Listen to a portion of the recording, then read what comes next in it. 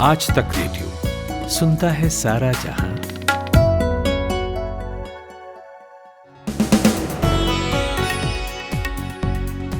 दिवाली के चिराग रोशन हो गए हैं, मिठाइयों की महक फिजा में घुल गई है और इस माहौल में देश दुनिया की ताज़ा खबरों के साथ मैं जमशेद कमर सिद्दीकी हाजिर हूं आज तक रेडियो पर आपका पसंदीदा न्यूज़ पॉडकास्ट दिन भर लेकर।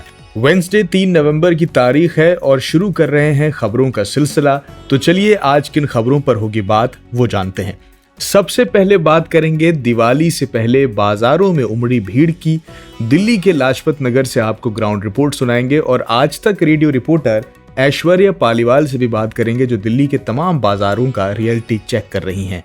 उसके बाद बात करेंगे पाकिस्तान की और जानेंगे कि इमरान खान क्यों टीएलपी के सामने बेबस हो गए हैं और क्या भविष्य में तालिबान के समर्थन से सत्ता में आकर टीएलपी न्यूक्लियर हथियारों पर कब्जा करके सुरक्षा के लिहाज से चिंताएं बढ़ा देगा। उसके बाद बात होगी भारत बनाम अफगानिस्तान क्रिकेट मैच की। एक्सपर्ट से जानेंगे कि भारत के पास इस वर्ल्ड कप में बने रहने के लिए कौन से रास्ते बचे हैं और आज टीम की रणनीति क्या होगी। और आखिर में रुख करेंगे फिल्म जय भीम का और बताएंगे कि किस सीन को लेकर सोशल मीडिया पर हिंदी बनाम तमिल की जंग छिड़ गई है। South film star Prakash Raj के समर्थन में उतरे लोगों का क्या कहना है, ये सब आपको बताएंगे। लेकिन पहले सुनते हैं हेडलाइंस खुशबू कुमार से। विश्व स्वास्थ्य संगठन ने स्वदेशी वैक्सीन कोवैक्सीन को इमरजेंसी इस्तेमाल की मंजूरी दे दी है। डब्ल्यूएचओ ने अपने बयान में कहा कि दुनिया भर के विशेषज्ञों से मिलकर बनी उनकी टीम ने तय किया है कि कोवैक्सीन कोरोना से सुरक्षा के लिए डब्ल्यूएचओ के मानकों को पूरा करती है। अयोध्या में भव्य दीपोत्सव कार्यक्रम में सीएम योगी आदित्यनाथ ने गरीबों के मुफ्त अनाज की योजना नवंबर से बढ़ाकर होली तक कर दी है। अब गरीबों को 1 किलो खाद्य तेल, 1 किलो दाल और 1 किलो नमक भी मुफ्त में दिया जाएगा। दिवाली से एक दिन पहले यानी आज 3 नवंबर को सोना चांदी के दाम में बड़ी गिरावट आई है। सराफा बाजार में आज सोना 324 रुपये सस्ता होकर 47,512 रुपये पर आ गया है। वहीं चांदी की बात करें तो आज चांदी 1,327 रुपये सस्ती होकर 62,881 रुपये प्रति किलोग्राम पर आ गई है। बालाकोट एयर स्ट्राइक के hero wing commander Abhinandan Varthaman को दिवाली पर वायुसेना का ग्रुप कैप्टन बनाया गया है। पाकिस्तानी फाइटर जेट F-16 के साथ डॉग फाइट करने वाले अभिनंदन को शौर्य चक्र से भी नवाजा जा चुका है। उन्हें जल्द ही नई रैंक सौंपी जाएगी। ग्रुप कैप्टन भारतीय थल सेना के कर्नल रैंक के बराबर है। प्रधानमंत्री नरेंद्र मोदी सेना के जवानों के साथ दिवाली मनाएंगे। मीडिया रिपोर्ट के मुताबिक कल दीपावली पर मोदी जम्मू में राजौरी जिले के नौशेरा में होंगे। वहीं प्रधानमंत्री के दौरे को लेकर सुरक्षा के कड़े इंतजाम किए जा रहे हैं। पाकिस्तान में प्रधानमंत्री इमरान खान की सरकार ने प्रतिबंधित इस्लामी संगठन टीएलपी को चुनाव लड़ने की इजाज़त देने के लिए तैयार हो गई है। साथ ही सरकार विभिन्न जेल में बंद टीएलपी के 2000 से ज़्यादा मेंबरों को रिहा करने के लिए भी तैयार हो गई है। और अफगानिस्तान ने सुपर 12 में भारत के खिलाफ टॉस जीतकर पहले गेंदबाजी का फैसला किया है। भारतीय टीम के ऊपर टूर्नामेंट से बाहर होने का खतरा लगातार मंडरा रहा है। सेमीफाइनल में पहुंचने की छोटी सी उम्मीद को भी जिंदा रखने के लिए भारत को इस मैच में बड़े अंतर से जीत हासिल करनी होगी। आप सुन रहे हैं आज तक radio. Guinness book of world record की कंसल्टेंट टीम आज यूपी के अयोध्या में है। क्यों? क्योंकि आज अयोध्या में 12 लाख दिए रोशन किए जा रहे हैं, जो अपने आप में एक वर्ल्ड रिकॉर्ड है। रिकॉर्ड तो इस दिवाली और भी कई टूट रहे हैं, जैसे कि धनतेरस पर इस साल 75,000 करोड़ रुपए का सोना बिका है। कारोबार में जबरदस्त उछाल आया है, बाजारों में भीड़ है, जो कोरोना के बाद मुंह के बल गिरी इकोनॉमी के लिहाज से बहुत बढ़िया खबर है। लेकिन इस खबर में कुछ खतरे भी छुपे हैं। पहला खतरा तो वही है कि इस भीड़ में कोरोना प्रोटोकॉल को लेकर फिक्र ना के बराबर है। आज तक रेडियो रिपोर्टर अमित भारद्वाज दिल्ली के लाजपत नगर की सेंट्रल मार्केट पहुंचे और वहां भी उन्होंने जबरदस्त भीड़ देखी। त्योहारों के सीजन में दिल्ली के अलग अलग बाजारों में भीड़ दोबारा एक बार दिखने लगी है। इस वक्त हम दिल्ली के लाजपत नगर के सेंट्रल मार्केट में आप लोग बड़ी संख्या में इस वक्त शॉपिंग कर रहे हैं। अलग अलग तरह से कुछ लोग कपड़े खरीद रहे हैं। यहाँ पे ज्वेलरी के बहुत सारी दुकान है, वहां पे भीड़ दिखाई दे रही है। निश्चित रूप से इस तरह से भीड़ का बाजार में दोबारा से नजर आना बिजनेस के लिए एक अच्छी खबर है। लेकिन बड़ा सवाल ये है कि क्या लंबे रन में, क्या लॉन्गर रन में ये बिजनेस के लिए अच्छी खबर है? लॉन्गर रन में बाजारों में बढ़ती भीड़ इकोनॉमी के लिए खतरनाक हो सकती है, क्योंकि कुछ हफ्ते पहले हेल्थ मिनिस्ट्री ने कहा था कि अगर त्योहारों में कोविड प्रोटोकॉल्स को अनदेखा किया गया तो कोरोना की तीसरी लहर का खतरा बढ़ जाएगा।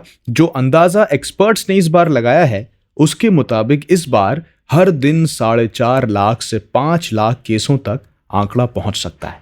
लेकिन इतनी गंभीर चेतावनी के बावजूद हालात वही हैं कि बाजारों में बिना मास्क के लोग घूमते हुए दिखाई दिए। मास्क क्यों नीचे करके घूम रहे हैं? नहीं ऐसा तो कुछ नहीं, रश है, इतना रश है, तो अब रश है तो खतरा और ज्यादा है ना। सफोकेशन हो रहा है, भीड़ इतनी चल रही है, क्या करें सर। कोरोना के अलावा एक फिक्र एयर क्वालिटी इंडेक्स की भी है। ग्लासगो से प्रधानमंत्री आज ही लौटे, जहां पर्यावरण को लेकर चिंताएं एक ग्लोबल स्टेज पर रखी गईं। दिल्ली एनसीआर का एयर क्वालिटी इंडेक्स पहले ही खतरनाक है। हालांकि सुप्रीम कोर्ट ने कलकत्ता हाई कोर्ट के उस आदेश को दरकिनार कर दिया जिसमें पश्चिम बंगाल में काली पूजा, दिवाली, छठ पूजा, जगाधनी पूजा, गुरु नानक जयंती, क्रिसमस और 31 दिसंबर की रात को जश्न के तौर पर पटाखों के इस्तेमाल पर पूरी तरह प्रतिबंध लगा दिया गया था।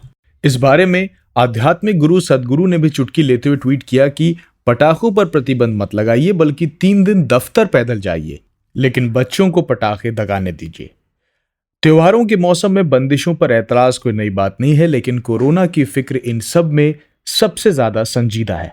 आज तक रेडियो रिपोर्टर ऐश्वर्या पालीवाल दिल्ली के तमाम बाजारों में हालात का जायजा लेने पहुंची थी। हमने उनसे ही जाना कि जिस तरह से धनतेरस पर बम्पर भीड़ उमड़ी थी और जबरदस्त बिक्री भी हुई थी, इस भीड़ में इकोनॉमी के लिए किस तरह दूर के नुकसान छुपे हैं और क्या हालात थे बाजारों में। देखिए, जितने भी दिल्ली के बड़े मार्केट हैं उन सब में भयंकर भीड़ देखी जा रही है और ये पिछले एक हफ्ते से चालू हो गई है ये भीड़। और ये भीड़ काफी हद तक आपको सड़कों पर भी अब देखने को मिल रही है। ट्रैफिक बहुत ज्यादा बढ़ चुका है। तो देखिए, अगर दुकानदारों से जब बात की गई थी तो दुकानदारों का ये कहना था कि पिछले दिवाली अब के मुकाबले इस दिवाली फुटफॉल्स जो हैं वो बहुत ज्यादा बढ़ चुके हैं और लोग खरीदारी भी काफी ज्यादा कर रहे हैं।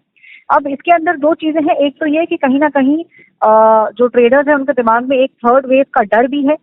उनको ये लग रहा है कि कहीं ऐसा ना हो कि जितने ज्यादा लोग बाहर निकले उससे कोविड के आंकड़े एकदम से बढ़ने लगे। अगले एक हफ्ते के अंदर जो आंकड़े आएंगे उन पर बहुत कड़ी नजर बनाने की जरूरत है। लेकिन दूसरी तरफ ये भी लग रहा है कि ये चीज बहुत जरूरी थी, क्योंकि देखिए जो दूसरी वेव आई थी हिंदुस्तान में, उसके बाद एक बहुत बड़ा त्योहार अब दिवाली ही है। तो कहीं ना कहीं इस चीज को ऐसे भी देखा जा रहा है कि लोग उन सब चीजों को पीछे भूल कर, वो जो दुख जिसपे वो गुजरे थे उसको भूल कर अब अच्छे से त्योहार मनाना चाह रहे हैं। लेकिन एक बड़ा डर अभी भी लोगों के दिमाग में, लोगों के दिल में जो है वो ये है कि कहीं ऐसा ना हो कि जिस तरीके के कोविड के प्रोटोकॉल्स फॉलो नहीं किए जा रहे हैं। देखिए, जहां पर भी भीड़ होगी वहां कहीं ना कोई ऐसा जरूर मिल रहा है जो मास्क नहीं लगा रहा है। उससे एक डर के जरूर बना है कि कहीं ऐसा ना हो कि तीसरी लहर आ जाए। लेकिन इकोनॉमी के लिहाज से ये अच्छी बात है, क्योंकि पिछले 1.5 सालों के अंदर मार्केट्स की, दिल्ली के मार्केट्स की बहुत बैंड बजी है। बहुत फुटफॉल्स बहुत कम हो गए थे, सेल्स बहुत कम हो गई थी। अब वो सब चीजें धीरे धीरे करके देखने को मिल रहा है कि वो सब कुछ ट्रैक पे आ रहा है। ऐश्वर्या, आपने तमाम बाजारों का रियलिटी चेक किया था। किस तरह के इंतजाम है बाजारों में कोविड को लेकर? क्या कोई सावधानियां दुकानदारों की तरफ से भी बरती जा रही हैं? देखिए, अगर इंतजाम की बात करें तो ज्यादातर बड़े जितने भी दिल्ली के जितने भी बड़े बाजार हैं उनमें कुछ ऐसी कोई प्रोटोकॉल या ऐसी कोई स्ट्रिक्ट मेजर्स जो थे वो नहीं लिए गए थे। ये जरूर हमें देखने को मिला। लोगों ने मास्क लगाया था। देखिए, 90-95% लोगों ने मास्क लगाया हुआ था। लेकिन फिर भी जब बहुत आप भीड़ भाड़ वाले इलाकों में जाते हैं, चाहे लाजपत नगर मार्केट ले लें, चाहे आप सरोजनी ले लें, चाहे चांदनी चौक मार्केट ले लें, वहां पे वैसी ही बहुत सक्रिय गलियां हैं। तो दिवाली के समय जब वो सब एकदम चकाचक भर चुकी हैं तो कहीं ना कहीं सोशल डिस्टेंसिंग तो बिल्कुल नहीं हो रही है। लोग मास्क जरूर लगा रहे हैं। लेकिन देखिए, इसमें अथॉरिटीज की भी अगर बात करें तो ना ही दिल्ली सरकार ना ही केंद्र सरकार ने गाइडलाइन जरूर निकाली है। लेकिन ऐसा नहीं हुआ है कि कहीं पर भी लोग तैनात किए गए हो या कहीं पर भी बहुत बड़ा फाइन लगाया गया हो, वो चीज नहीं है। तो उन्हीं सब चीजों को ध्यान में रखते हुए लोग भी बेफिक्र होकर इस समय खरीदारी करने लग गए हैं। जिन लोगों को अपनी जान की परवाह है या जिन लोगों के घरों के अंदर कुछ ऐसे हादसे कोविड की दूसरी लहर के तहत जब हुए थे, वो लोग जरूर प्रिकॉशन ले रहे हैं। लेकिन अगर आम जनता की बात करें तो कोविड के प्रोटोकॉल्स इस समय फॉलो नहीं होते। अमित भारद्वाज और ऐश्वर्या पालीवाल, आप दोनों का बहुत शुक्रिया।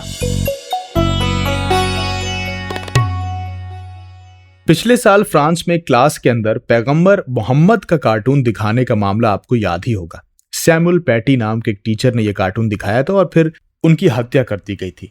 इस हत्या पर फ्रांस में जबरदस्त प्रतिक्रिया हुई। बड़ी संख्या में लोगों ने टीचर के समर्थन में प्रदर्शन किया। आनन फानन में टीचर सैमुअल पैटी को देश का सबसे बड़ा नागरिक सम्मान भी दिया गया। राष्ट्रपति इमैनुअल मैक्रो खुद भी इसमें बढ़ चढ़ कर सामने आए और सैमुअल पैटी को श्रद्धांजलि देते वक्त ये ऐलान किया कि फ्रांस अपने रुख से पीछे नहीं हटेगा, और उन्होंने साफ कहा कि उनका देश कार्टून बनाना बंद नहीं करेगा और देश के लिए अभिव्यक्ति की आज़ादी सबसे ऊपर है। इस घटना का तमाम मुस्लिम देशों में विरोध हुआ। पाकिस्तान में धार्मिक पार्टी तहरीक लब्बैक पाकिस्तान ने भी इसके खिलाफ प्रदर्शन किया और पिछले हफ्ते तो ये विरोध काफी हिंसक भी हो गया, कई जानें गईं। इसके बाद इमरान सरकार ने इस संगठन पर बैन लगा दिया और टीएलपी प्रमुख साद रिजवी समेत इसके हजारों कार्यकर्ताओं को हिरासत में लिया गया। लेकिन अब दोनों पक्षों में बातचीत के बाद इमरान खान को टीएलपी के आगे झुकना पड़ा। टीएलपी ने हिंसा की राजनीति को बंद करने और फ्रांस के राजदूत को देश से निकालने की अपनी मांग को वापस लेने पर सहमति जताई, लेकिन इसके एवज में इमरान सरकार को उनके 2000 कार्यकर्ताओं को रिहा करना पड़ा, संगठन पर लगा बैन हटाना पड़ा और उन्हें चुनाव लड़ने की अनुमति देनी पड़ी।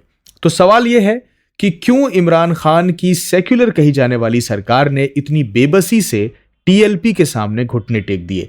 ये पूछा मैंने जवाहरलाल नेहरू यूनिवर्सिटी में साउथ एशियन स्टडीज के प्रोफेसर संजय भारद्वाज से।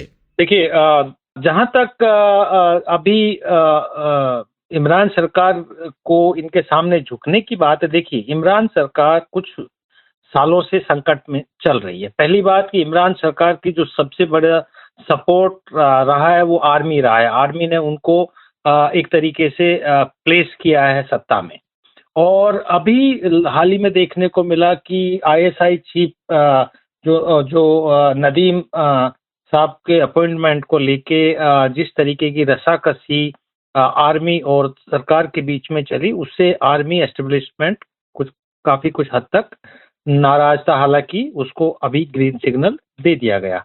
दूसरा, अगर आप देखते हैं कि इमरान सरकार पे जो संकट है उसको आप इकोनॉमिक जो क्राइसिस चल रहा है, या आप ये कहिए कि जो उनको ब्लैक लिस्ट यानी ग्रे लिस्ट में डाला गया है और उसको एक ब्लैक लिस्ट में डालने की जो एक पहल चल रही है, इन सब दबावों में आके इमरान सरकार बेसिकली तहरीके लबायक से एक समझौता करने के लिए मजबूर हुई है। संजय जी, अब टीएलपी चुनाव भी लड़ेगी पाकिस्तान में, तो इससे तो पाकिस्तान की राजनीति में कट्टरपंथ की जड़ें और ज्यादा मजबूत होंगी। जिस तरह सड़कों पर टीएलपी का समर्थन दिखा था, इससे पाकिस्तान की अंदरूनी राजनीति में क्या किसी तरह का कोई बदलाव आएगा? ये पाकिस्तान की राजनीति या पाकिस्तान के लिए मैं कहूँगा कि एक अच्छी खबर नहीं है, क्योंकि पाकिस्तान काफी सालों से एक तरीके के अंतर्द्वंद में फंसा हुआ है कि रेडिकल फोर्सेस अपना वर्चस्व बनाने के लिए सेना के साथ साथ करती है, वहीं पर जो दूसरे जो पॉलिटिकल फोर्सेस हैं, चाहे उसको आप पीपीपी कहिए, पीपीपी ने तो इस समझौते को क्रिटिसाइज किया। दूसरा, आप ये कहिए कि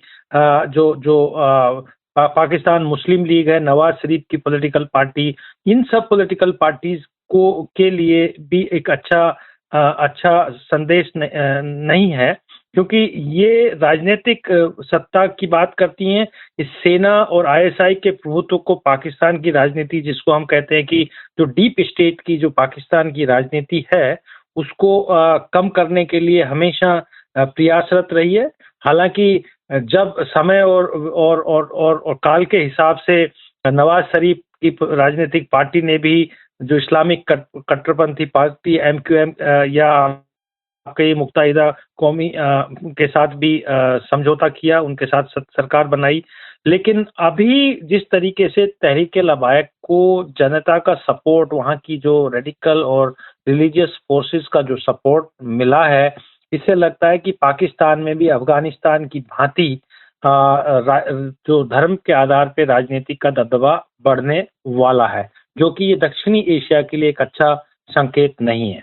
एक सवाल और संजय जी, खास तौर से पड़ोस में पाकिस्तान में जब तालिबान को सत्ता मिली है, क्या टीएलपी को पड़ोस से भी खाद पानी मिल सकता है, और क्या इससे पाकिस्तान के न्यूक्लियर वेपन्स की सुरक्षा को लेकर चिंताएं और बढ़ सकती हैं? देखिए, निश्चित रूप से अगर इस तरीके की कोई भी सत्ता में जो रिलीजन के आधार पे, धर्म के आधार पे रेडिकल और टेररिज्म के आधार पे सत्ता पे काबिज होते हैं, तो जो दूसरी जो पॉलिटिकल फोर्सेज है या रिलीजियस फोर्सेज है उनको एक मैंने कहा आइडियोलॉजिकल इंस्पिरेशंस मिलता है।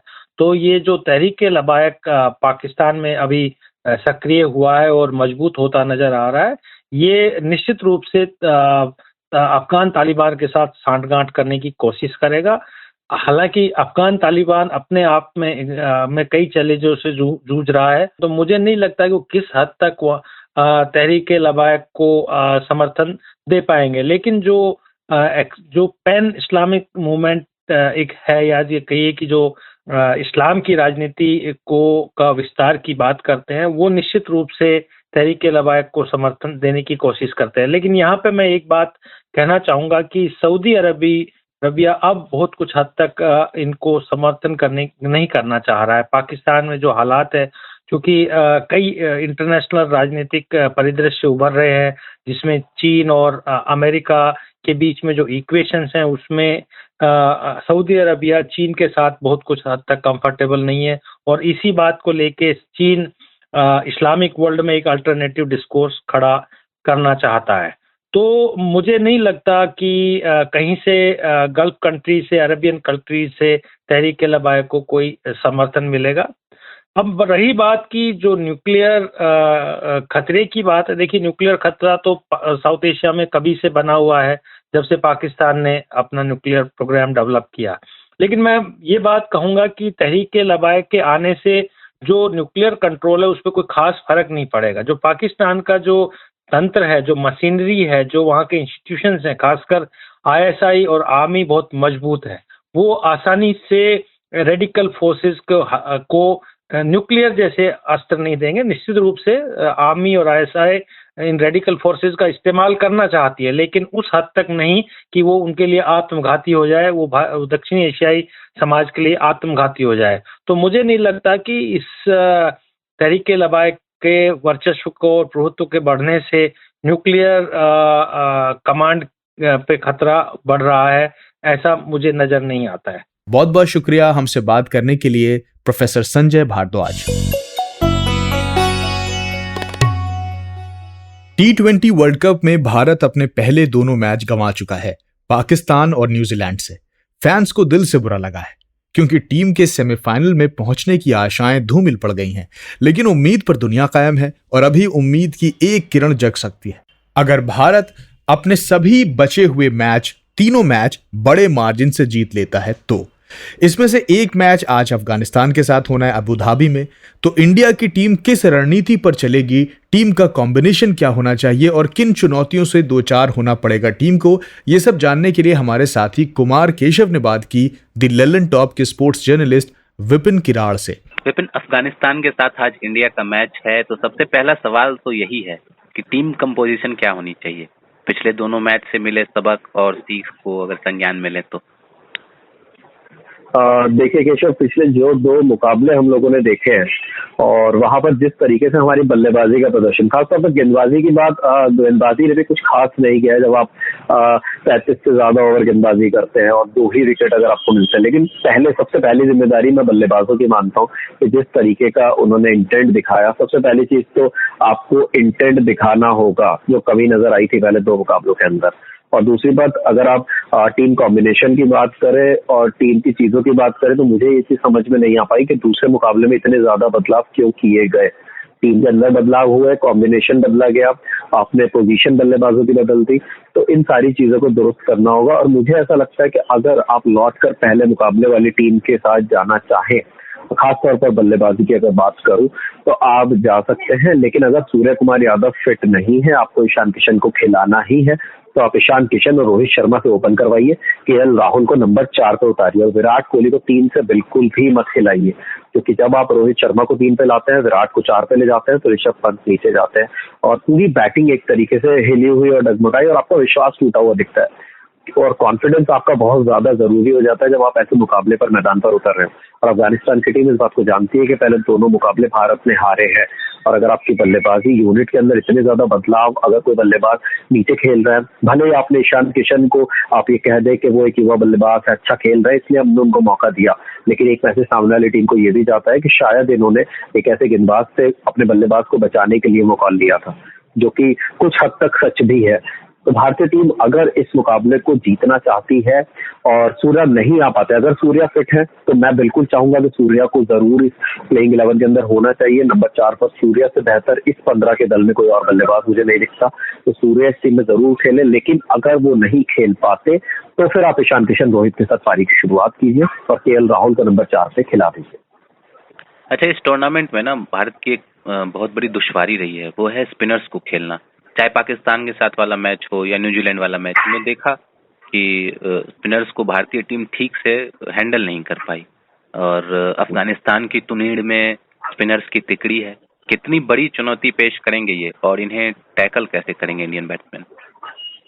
देखिए, अफगानिस्तान के आपने जितने भी मुकाबले देखे तो उनके बल्लेबाजों ने भी काम किया है, और खासतौर पर उनकी ओपनिंग। हम हमेशा इंग्लैंड और पाकिस्तान की ओपनिंग की बात करते हैं, लेकिन हजरतुल्लाह जज़ाई और मोहम्मद शहजाद के बारे को भूल जाते हैं। बल्लेबाजी में इन्होंने काम किया है, लेकिन गेंदबाजी का जो जिम्मा वो सारा स्पिनर्स ने अपने कंधों पर उठा रखा है।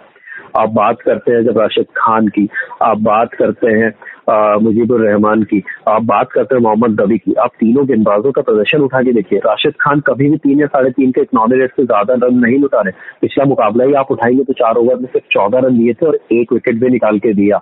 साथ ही साथ मुजीब ने भी अच्छा परफॉर्मेंस करके दिखाया है इस टीम के लिए। और आपके पास जब 3 ऐसे ऑप्शन आ जाते हैं तो सामने वाली टीम फंस जाती है बुरी तरीके से।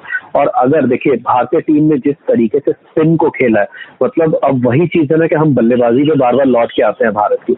और अफगानिस्तान के पास एक क्वालिटी स्पिन अटैक है, और ऐसा नहीं है कि सिर्फ ये 3 स्पिनर है, उनके पास बेंच पर भी स्पिनर है, और एक टीम के पास एक ऐसा स्पिन अटैक है तो जो आपको मुश्किलें पैदा कर सकता है। और भारत ने शादाब खान के खिलाफ क्या किया था पाकिस्तान में, हम हमेशा शाहीन शाह अफरीदी का जिक्र करते हैं कि उन्होंने स्टार्टिंग में जो 2 झटके दिए उसके बाद हम उभर ही नहीं पाए, लेकिन उभर हम सकते थे। हमारे मिडिल ऑर्डर के अंदर वो ताकत थी, लेकिन वो कहाँ गई जब आप स्पिनर शादाब खान को खेले, जब आप हफीज को खेले, या फिर आप एक और स्पिनर पाकिस्तान के उनको खेले। इसके बाद जब आप न्यूजीलैंड के खिलाफ खेले तो इस सोनी और मिशेल सेंटनर आपको फंसाते हुए दिखते हैं।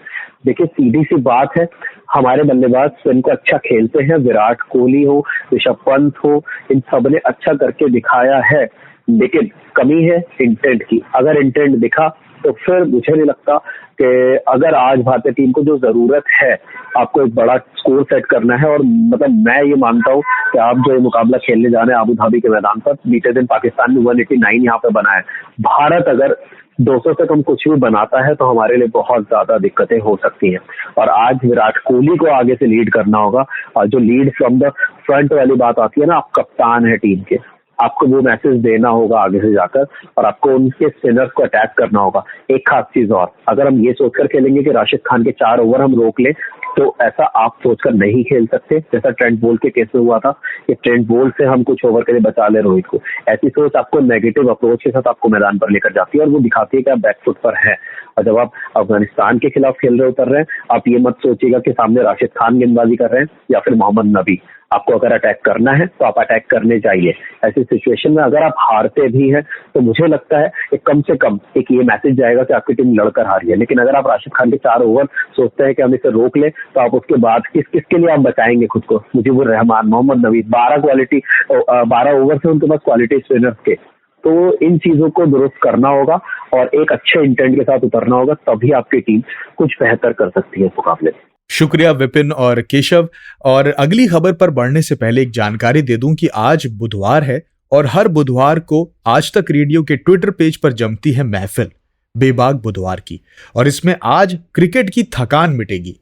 आइएगा आप लोग मैच के ठीक बाद रात 11 बजे। ट्विटर पेज आज तक रेडियो का। अपार हर्ष के साथ सभी सुनने वालों को सूचित किया जाता है कि वॉइस नोट में आवाज में अपना रिएक्शन भेजना चाहते हैं, और वो आसान भी है, बस बटन दबाइए भेजिए। तो नंबर है, लिख लीजिए कि 99 533 233 03।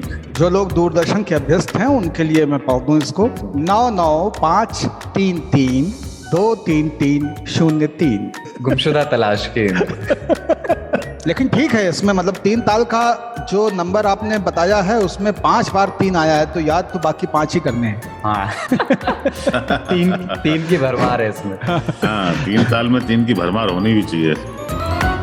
अब बात सिनेमा की करते हैं, जहां एक बार फिर साउथ फिल्मों के सुपरस्टार प्रकाश राज सुर्खियों में है।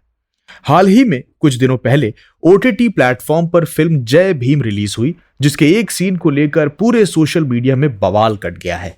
मामला कोई छोटा मोटा नहीं है, देखकर और सुनकर तो ऐसा ही लगता है कि यह लड़ाई हिंदी बनाम तमिल भाषा की है। इस फिल्म में प्रकाश राज ने लीड रोल प्ले किया है। जिस सीन पर विवाद हो रहा है उसमें दिखाया गया है कि एक आदमी हिंदी भाषा में कुछ उन्हें बताने आया होता है, लेकिन प्रकाश राज का किरदार हिंदी सुनकर भड़क जाता है और वो उस बुजुर्ग आदमी को थप्पड़ मार देते हैं। थप्पड़ मारते हुए वो उस आदमी से कहते हैं कि वो सिर्फ तमिल भाषा में ही बात करें, लेकिन अब इसी पर कुछ यूजर्स ने आपत्ति जताना शुरू कर दी है। हालांकि कुछ लोग ऐसे भी हैं जो इस पूरे विरोध को ही गलत ठहरा रहे हैं। बहरहाल सोशल मीडिया पर तो आपको हमेशा दो तरह की राय मिलेंगी ही, लेकिन एक चंद सेकंड के वायरल क्लिप से तो एक निष्कर्ष पर नहीं पहुंचा जा सकता। इसलिए यहां ये जानना जरूरी है कि इस फिल्म को बनाने का आधार क्या है। ये जानकारी हो तभी एक राय बनाई जा सकती है। तो फिल्म की पूरी कंट्रोवर्सी क्या है और सोशल मीडिया पर विरोध या समर्थन में क्या तर्क दिए जा रहे हैं, ये पूछा मैंने इंडिया टुडे में एंटरटेनमेंट सेक्शन कवर करने वाले रिपोर्टर ज्योति से। तो ये जो सीन जो कि सोशल मीडिया में बहुत अभी इतना सा जो सीन है वो शेयर किया जा रहा है बहुत, जिसमें हम देखते हैं कि प्रकाश राज जो कि एक पुलिस ऑफिसर का एक रोल प्ले कर रहे हैं इस फिल्म में, वो एक दूसरे आदमी को थप्पड़ मारते हैं क्योंकि वो हिंदी में उनसे बात करता है। थप्पड़ मारने के बाद वो उसको बताते हैं कि स्पीक इन तमिल में बात करें। तो इस सीन को लेके कंट्रोवर्सी हो रही है, जिसमें कंट्रोवर्सी जो हिंदी भाषी लोग हैं मेनली वही इससे ऑफेंड हो गए हैं काइंड ऑफ। तो उनका ये कहना है कि जब कोई इंसान हिंदी में बात कर रहा है तो जो तमिल, जैसे कि हम लोग को पता ही है कि किस तरह तमिल या साउथ में किस तरह जो लैंग्वेज इम्पोजिशन या हिंदी इम्पोजिशन का कंट्रोवर्सी चल रही है, या लोग बोलते हैं कि किस तरह हिंदी को उन पे थोपा जाता है। हर जगह हिंदी बोलने के लिए उनको मजबूर किया जाता है। तो वो उसके ऑपोजिशन में जो एक मूवमेंट चल रहा है कि लोग अगर कोई हिंदी भी बोलता है तो उनको बोला, तमिल स्पेशली लोग बोलते हैं कि हम हिंदी में बात नहीं करेंगे, हम तमिल में ही बात करेंगे। तो जो हिंदी भाषी लोग हैं जिन्होंने ये फिल्म देखी और उनको लगा कि शायद इस फिल्म के थ्रू ये बताना चाहते हैं कि अगर आप हिंदी में बात करोगे तो आपको थप्पड़ पड़ेगा, तो आपको यहाँ पे रहना है तो आप तमिल में ही बात करें। तो ऐसे ही एक फिल्म क्रिटिक ने एक ट्विटर पे जाके अपना जो ओपिनियन है वो जाहिर किया और उन्होंने बोला कि फिल्म बहुत ही अच्छी थी। उसमें उन्होंने सब कुछ उनको अच्छा लगा। जो फिल्म का जिस टॉपिक पे बेस्ड है ये फिल्म, वो बहुत ही इम्पोर्टेंट इशू है और उस पर फिल्म बननी भी चाहिए। तो उन्होंने फिल्म की तारीफ की, लेकिन उन्होंने कहा कि उनको सिर्फ एक इसी सीन से आपत्ति है जिसमें कि हिंदी बोलने वाले एक व्यक्ति को पुलिस इंस्पेक्टर जो कि प्रकाश राज हैं वो थप्पड़ मारते हैं और उनको बोलते हैं कि आप तमिल में बात करिए। अब जो लोग जो इस फिल्म को सपोर्ट कर रहे हैं और इस सीन को सपोर्ट कर रहे हैं और प्रकाश राज को सपोर्ट कर रहे हैं, उनका ये कहना है कि प्रकाश राज का जो कैरेक्टर है इस पुलिस ऑफिसर का, वो उस आदमी को थप्पड़ इसलिए नहीं मारता है क्योंकि वो हिंदी बोल रहा है, वो उसको थप्पड़ इसलिए मारता है क्योंकि वो ऐसी लैंग्वेज में बात कर रहा है जो उस कैरेक्टर को समझ में नहीं आती है फिल्म में, और इसीलिए वो उसको बोलता है कि आप तमिल में बात करो क्योंकि मुझे तमिल में आता है समझ में।